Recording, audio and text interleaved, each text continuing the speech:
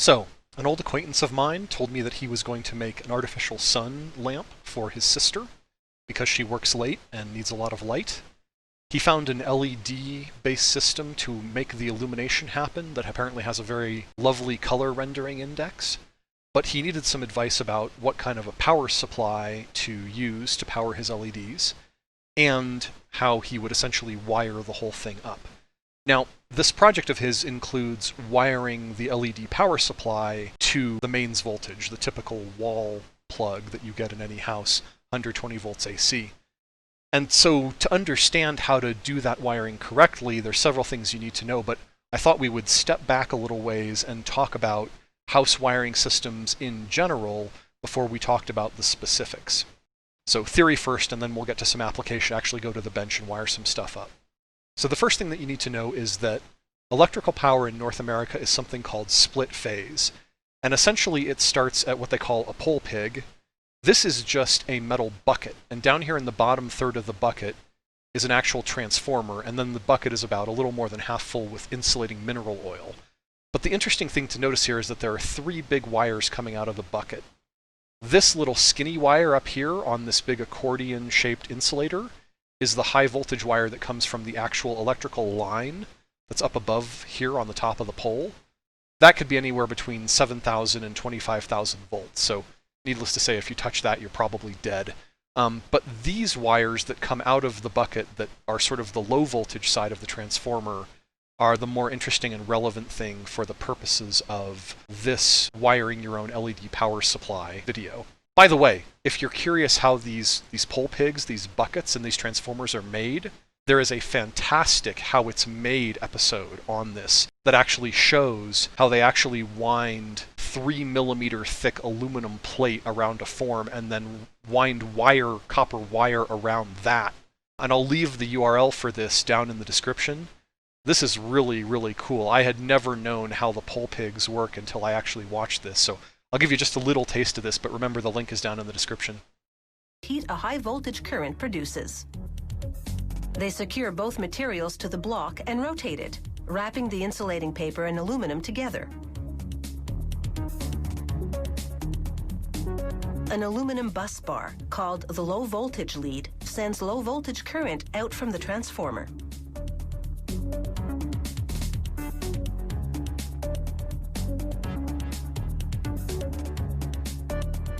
They fold the lead and move the unit to another rotating block for more wrapping.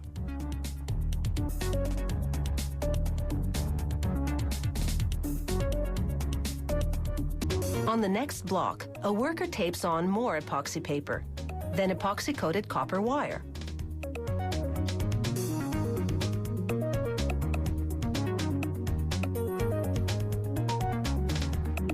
He rolls on a layer of wire, covering the paper,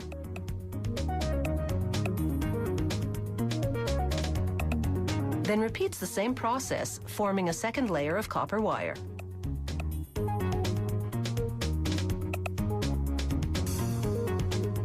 Okay, I think you get the idea. So let's move on to how the transformer is actually used and how the electricity gets from that gray cylindrical bucket up on the pole into your house. Again, the URL will be in the description. Essentially, you've got your 7 to 25,000 volt voltage coming into the primary side of the transformer. And then it's a step-down transformer, so the high voltage over here becomes 240 on the secondary side over here. This is where the trick comes in. This secondary side is center tapped, and the center tap is connected to 0 volts or ground. And what that means is, although from this hot wire to this hot wire is 240 volts AC, if you go from either of the individual hot wires to the neutral current return, which is close to a ground but not quite, what you get is 120, half of 240.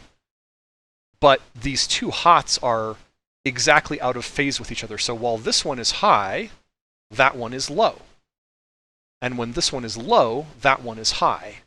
And that's how you can get 240 between the two hot leads, but only 120 between each individual hot and the neutral.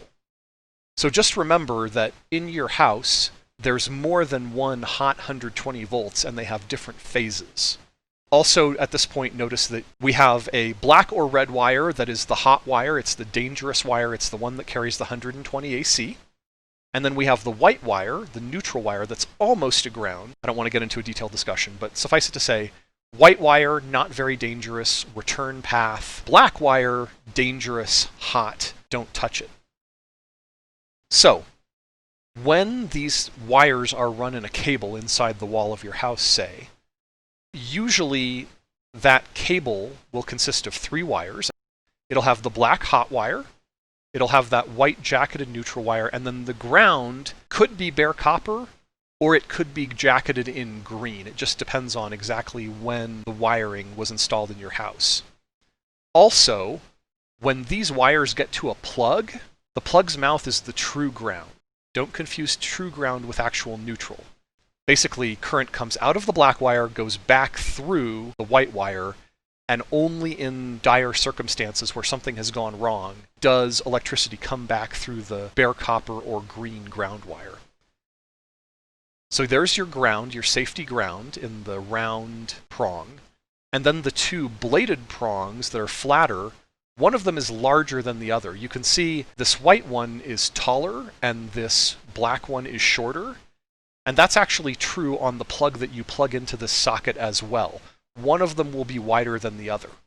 Remember that the narrower one is the hot wire, the dangerous one, and the wider one is the neutral, which is the less dangerous, the return path, the drain pipe, if you will. So the last thing that I want to talk about is strain relief. Sometimes when a cord goes into an electronic device, it goes through a metal casing. The hole that the cord goes through the casing can have sharp edges. And if the cord moves around a lot, those sharp metal edges on that hole, on that metal casing, can cut through the plastic insulating jacket of the cord. And if it cuts through the insulation on the hot wire, and the hot wire touches the metal casing, then theoretically the whole metal casing could become energized with dangerous 120 volt AC electricity. To solve this problem, something called a strain relief, often referred to by the company or brand name that makes them, HACO. This is used to protect the cord and keep the cord mechanically connected to the metal casing. So this is a video that I'm, again, going to leave the link in the description, where a guy shows you how to remove and insert these HACO strain relief and anti-abrasion bushings. You don't need the special pliers that he shows in this video. If you know what you're doing and you understand how the HACO strain relief fits together, then any old pair of pliers will do it. But just watch this video and try and understand how the cord is clamped inside that HACO bushing, and that will give you what you need to know to both remove and insert these strain reliefs so that your cord doesn't get abraded and the metal casing of whatever it is that you're installing your parts in doesn't become energized with dangerous 120 volts electricity. Okay, now that we have the basic knowledge and the theory that we need, let's go down to the bench and I'll actually show you the practical side of this.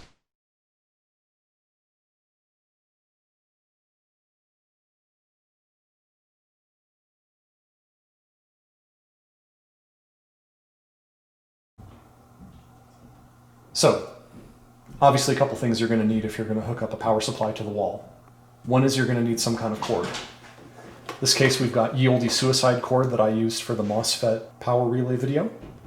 We've got that, and I've stripped off a couple of these with my little cruddy Leatherman here. A proper wire stripping tool would definitely be better, but this will do in a pinch. The other thing you're going to need, of course, is the power supply that you're going to connect the cord to. In this case, we're going to use my Vicor Flat Pack 5 volt 40 amp high power DC power supply. Now, in this case, we're kind of lucky because you can see down here, it has these screw terminals that you can just put a wire into and then screw it down with a screwdriver. So this one says line 1, the middle one says line 2/neutral, and then that far one actually has the symbol for ground or protective earth. In this case, we're only going to connect up the hot wire, the black wire, and the neutral. It would be a good idea to hook up the ground as well if this cord had one. This particular cord is only a 2-conductor lamp cord, does not have the green or bare copper wire for the protective earth. And in fact, the LED power supply that I've selected for my friend also does not have the actual protective earth either. So hopefully that won't be a big deal.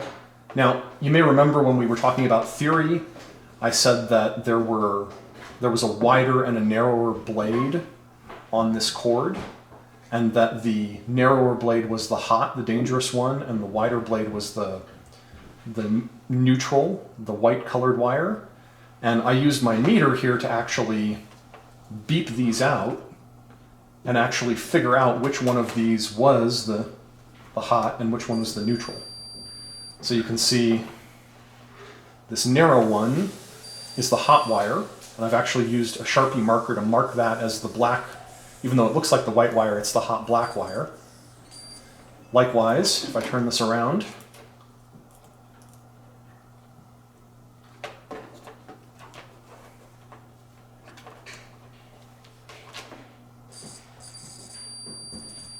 so there you go. That's how you can tell with your meter which one of these is the hot, which one is the neutral. And I think probably, again, saw this in the theory part, but the black wire, in addition to being hot, is often called the line. So we'll put in the line into line 1. Just screw this in. Wow. Screwdrivers are hard, apparently. Also, I'm not left-handed. Princess Bride reference for all my fellow Gen Xers there. Okay, so that's in there pretty good. It's not coming out. And we'll take our neutral line and put it into the L2/N. Screw this in.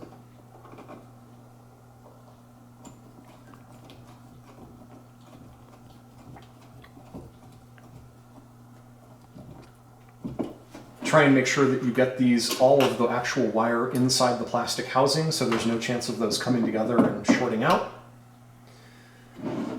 Sometimes it's that easy. Sometimes you just have a screw terminal, you can just put the line and the neutral in there, and all is good. Other times, it's not so easy, and we'll cover that case next. Sometimes you'll be given a device that doesn't have screw terminals, it just has wires coming out. Sometimes these wires will be crazy colors, like if you get a European device, they use brown and blue for their hot wire and neutral wire. First of all, you have to know which of these is meant to be your line or hot and which one is your neutral. Let's just say that this one is our hot and this one is our neutral. We know that either because there was a label on the device that said so, or perhaps we've gone and looked up a manual online and the manual said, oh yes, this is one or the other. Okay, well and good. We know what's supposed to go where, but how do we make it happen? We've got bare wires here, we've got bare wires here. How do we hook it up? In this case, the best thing to do is use wire nuts. You certainly could solder these or crimp them with butt splices, but for most people, using a wire nut is going to be perfectly fine. Also, most people don't know this, but according to Article 110 of the National Electrical Code, these are actually allowable per code. Not that it's particularly going to matter, as the wiring that my friend is doing is not going to be inside the wall of a house where electrical code matters, but just so you know, these things are actually better than you might think. So, remember that the hot wire has to go to the hot wire, and the neutral wire has to go to the neutral wire. It doesn't really matter which order you do this in. I'm going to do the hots first. Some manufacturers say don't pre-twist the wires together, so look at whatever the manufacturer's recommendation is for your wire nuts. I'm not going to try and twist them together. I'm just going to put them close, put the wire nut on there, and just twist that on until it sort of stops. And what's happening right now is that the wire nut is actually wrapping those wires around each other, and it's sort of frictionally binding them together. So there's our two hots hooked up. Let's take our two neutrals, hooking the neutrals together.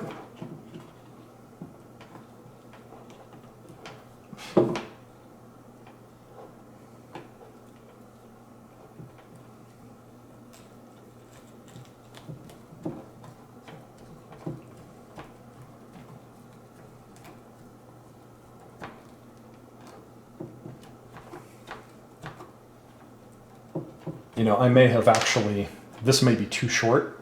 I think I'm actually going to have to strip that off a little bit.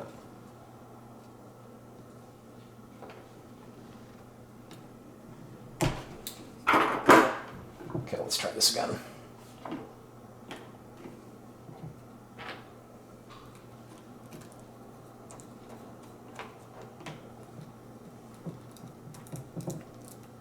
There we go. I can tell it's biting in now. Okay, so there you go. Got your power supply wired to your cord. This is quite safe as long as you make sure that the plastic insulation goes all the way up into the wire nut. Now you're ready to wire up your LEDs or whatever. And I guess that's about it. I hope that you're staying salty, my friends, and happy LEDing.